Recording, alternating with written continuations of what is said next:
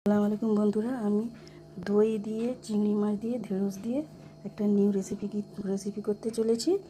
দইটা আমি দু রকমের দই নিয়েছি, বাটিতে দু রকমের ব্যবহার করব। প্রথমবারে দেখুন একটা পাত্রে দই নিয়েছি, এই মশলাগুলো সব দিয়ে ভালো করে ফেটিয়ে নেব।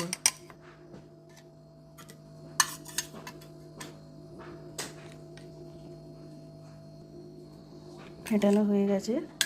এবার আর একটাই আমি দেখছি, দেখুন চিলি ফ্লেক্স দিয়ে দিয়েছি, একটু গোলমরিচ, এটাকেও ভালো করে ফেটিয়ে নেব। কড়াতে তেল দিয়ে দিয়েছি, ভেন্ডিগুলো একটু ভেজে নেব। ধীরে ভাজা হয়ে গেছে, এবার তুলে নেব।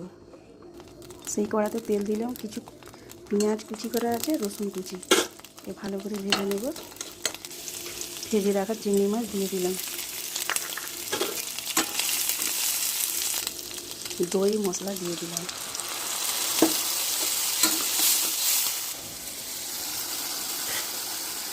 এবার ভেন্ডিগুলো দিয়ে দিলাম, এতে ভালো করে কষিয়ে নেব। এবার আমি জল দিয়ে দিলাম, জল দিয়ে ঢাকা দিয়ে দিই। এবার দেখুন হয়ে গেছে।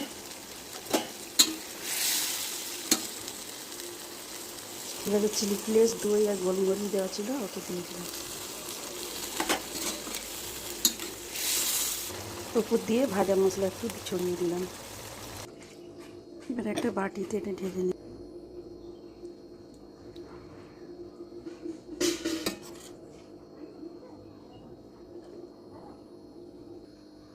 দই, চিংড়ি মাছ এবং ভেন্ডি, এই রেসিপিটা কেমন লাগলেন লাইক কমেন্ট শেয়ার করবেন, কমেন্টে জানাবেন।